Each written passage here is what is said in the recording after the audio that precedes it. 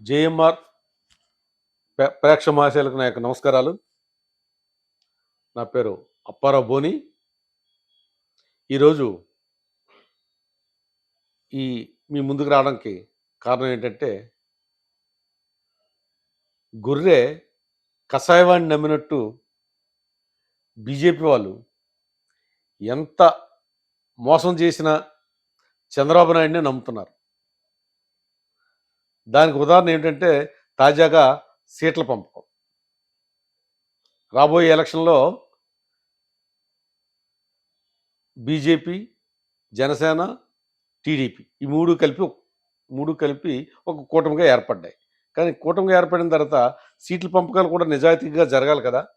కానీ నిజాయితీగా జరగలేదు. చంద్రబాబు నాయుడు గారు అతి తెలివితో ఆయన వెన్నతో పెట్టిన విద్య కదా! తెలివనేది అతి తెలివైన వెన్నతో పెట్టిన విద్య. ఆయన బీజేపీకి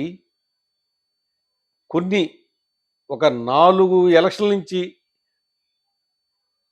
టీడీపీ గెలవని సీట్లు అంటే టీడీపీ గెలవని సీట్లు అవి వీళ్ళకి దారాదత్తం చేసినట్టు బిల్డప్ ఇచ్చుకుంటున్నాడు ఆయన. బీజేపీ వాళ్ళు కూడా బీజేపీలో కూడా కొంతమంది కోట్లు ఉన్నారు కదా! ఒరిజినల్ బీజేపీ వాళ్ళు ఈ మధ్యన పారాచూట్ బీజేపీ అని కొంతమంది ఉన్నారు కదా! కొంతమంది అటు నుంచి ఇటు గెంతీసి వాళ్ళందరూ ఉన్నారు కదా! ఈ బీజేపీ వాళ్ళు. ఈ ఒరిజినల్ బీజేపీ వాళ్ళు ఈ యొక్క మోసాన్ని గ్రహించి మన బీజేపీ అధిష్టానానికి ఫిర్యాదు చేయడం జరిగింది. దాని పర్యవసానమే ఈరోజు చంద్రబాబు నాయుడు గారు అండ్ పవన్ కళ్యాణ్ గారు ఢిల్లీ వెళ్ళడానికి సన్నాహాలు చేసుకున్నారు. అందులో పురంధేశ్వరి గారి పాత్ర కూడా చాలా ఎక్కువగానే ఉంది. చిన్నమ్మ గారి పాత్ర. ఎందుకంటే ఆవిడ ఎంతైనా మరి చంద్రబాబు నాయుడు గారికి దగ్గర సంబంధం ఉంది కదా! ఈ విధమైన ఈ పాత బీజేపీ వాళ్ళని మోసం చేయడానికి కొత్త బీజేపీలో చేరినటువంటి ఈ పారాచూట్ బ్యాచ్ వాళ్ళు ఏ విధంగా వీళ్ళని మోసం చేస్తున్నారో మనం ఒకసారి గ్రహించవచ్చు. ఎప్పటినుంచో ఈ తెలుగుదేశం గెలవని సీట్లన్నీ ఈ బీజేపీకి ఇచ్చారు. అవన్నీ బీజేపీ వాళ్ళు ఇప్పుడు కొత్తగా గ్రహించి ఈ యొక్క మన ఢిల్లీ అధిష్టానం పిలిపించి వాళ్ళతో మాట్లాడడానికి ప్రయత్నిస్తున్నారు. మొదట ఎంపీ సీట్లు తేలితే కానీ మరలా పొత్తులు ఒక కొలిక్కి రావు అనేసి ఒక అల్టిమేట్ ఇచ్చినట్టు కూడా బోగట. ఇలాంటి తరుణంలో బీజేపీ వారు మరొకసారి పునరాలోచించుకోవాలనేసి యాక్చువల్గా వాళ్ళకున్నది ఓట్ల శాతం తక్కువగానే ఉంది. కానీ ఏంటంటే మోడీ గారి తాలూకా కరిష్మాని ఉపయోగించుకొని చంద్రబాబు నాయుడు గారు ఓట్లు దండుకుందామని చూస్తున్నారు. కానీ యాక్చువల్గా ఆయన ఉద్దేశం ఓట్ల కోసం కాదు. మొన్న మోడీ గారు సభలో మొత్తం తేలిపోయింది. ఎవరు గెలుస్తారనేసి మోడీ గారు తెలిసిపోయింది. మోడీ గారిని వీళ్ళు ఏ విధంగా అవమానించారో అది కూడా మోడీ గారు గ్రహించారు. ఈ చంద్రబాబు నాయుడు గారు ఏంటంటే తన తాలూకా కేసులు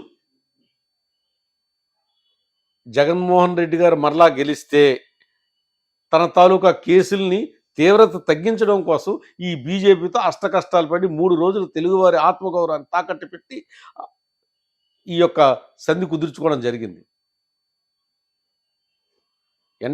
ఎన్టీ రామారావు గారు తెలుగువారి ఆత్మగౌరవం కోసం ఢిల్లీ నడిబజార్లో ఎలుగెత్తి చాటి తెలుగుదేశం గవర్నమెంట్ని 9 నెలల్లో అధికారంలో తీసుకొచ్చారు. అదే పార్టీ ఈరోజు తెలుగువాడి ఆత్మగౌరవాన్ని ఢిల్లీ నడివీధిలో తాకట్టు పెట్టి 3 రోజులు పడిగాపులు కాసిన తర్వాత కానీ వాళ్ళకి మన అమిత్ షా గారి అపాయింట్మెంట్ ఎక్కడ దొరకలేదు. సో ఈ విధంగా ఈ యొక్క తెలుగుదేశం మనల్ని వంచింది. కాబట్టి బీజేపీ వాళ్ళకి మీదైనా గ్రహించి వాళ్ళు స్వశక్తిగా నిలబడి రానున్న రోజుల్లో ఎదగడానికి ప్రయత్నించాలి తప్పించి ఇలాంటి మోసం చేసే వ్యక్తితోని ప్రయాణం సాగిస్తే వాళ్ళ పడవని వాళ్ళే సముద్రంలోకి మునిగినట్టు అయిపోతుంది. కాబట్టి బీజేపీ గారు మరొక్కసారి ఆలోచించుకుంటే బాగుంటుంది.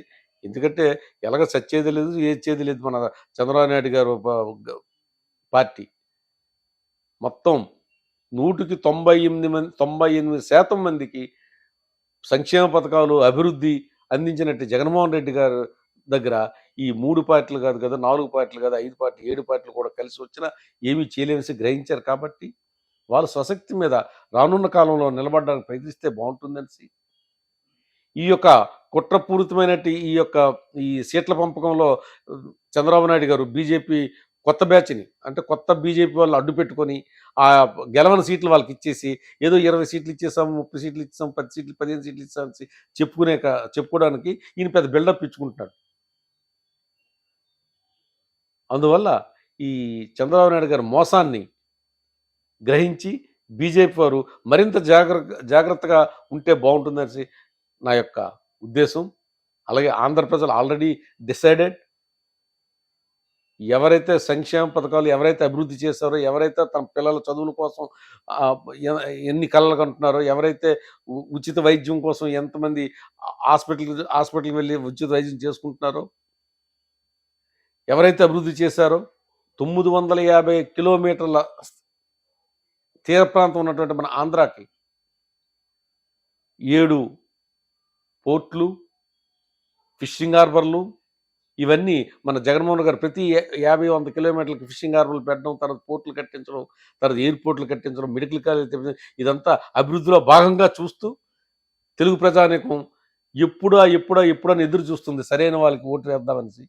ఈ యొక్క సమయంలో బీజేపీ వారు తగు రీతిగా ఆలోచించి సరైన నిర్ణయం తీసుకొని చంద్రబాబు నాయుడు గారి ఉచ్చులో పడకుండా ఉంటారనేసి నేను కోరుకుంటున్నాను.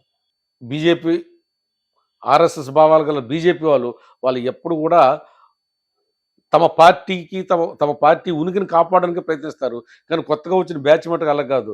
అవతల వాళ్ళ ప్రయోజనాల కోసం వీళ్ళు ఇందులో కాపులు కాసి వీళ్ళని కూడా పక్కదోవ పట్టించే పనిలో ఉన్నారు కాబట్టి బీజేపీ పాత తరం అంటే పాత తరం బీజేపీ శ్రేణులంటే ఆర్ఎస్ఎస్ నిబద్ధత కలిగిన ఆర్ఎస్ఎస్ కార్యకర్తలు ఈ యొక్క ఆహ్, ఈ యొక్క